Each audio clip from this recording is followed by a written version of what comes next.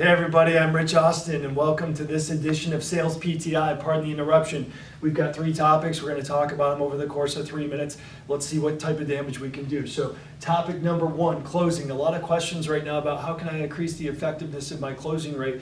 Here's what I'll tell you. One key takeaway, stop emailing your proposals.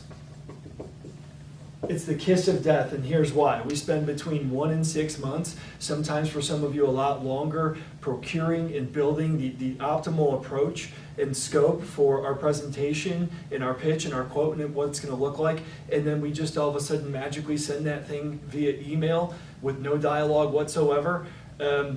We're seeing a lot of people get caught up in the think it over mode by doing this. So here's what I'm going to challenge you to do. Number 1, set the appointment when you've built your scope and you've got your quote, you've got your bid and your proposal. Set the appointment, deliver it face to face so you can ask questions, your prospect can ask questions, and you can get a gauge on whether or not it's real.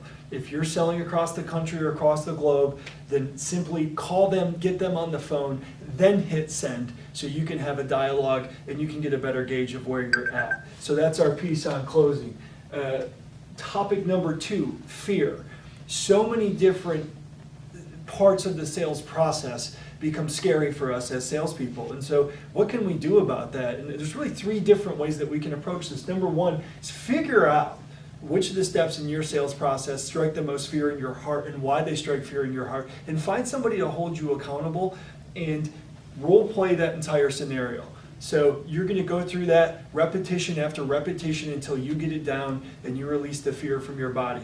Second thing you can do, set a trap for yourself. So if you know that you avoid having a money conversation, for example, or the budget step in a sales call, then tell your prospect up front, hey, one thing I want to make sure that we get accomplished today is we talk about budget. I tend to skip that. Would you make sure that we cover the budget step in our conversation today?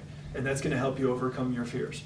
And the third thing that you can do is shift your mindset. So no longer look at something that's unknown as something that's scary, but look at something that's unknown as an opportunity for growth. Okay, we're going to make up some time here. Hiring.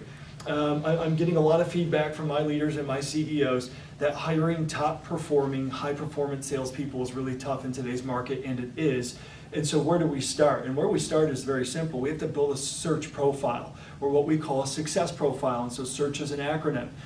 So for us, skills. What type of skills are you looking for? What specifically is the skill set that you need in a high performer? Number 2, experience. Forgive my horrendous writing. What type of experience do you want in a salesperson? Do you want somebody that's fresh out of college? Do you want somebody that's been around the block a couple of times? Attitude. What type of attitudes do you require in a high performer that's going to fit into your organization? Results. What would you like to see over time in terms of what they've closed and what they've proven out in terms of business? Characteristics.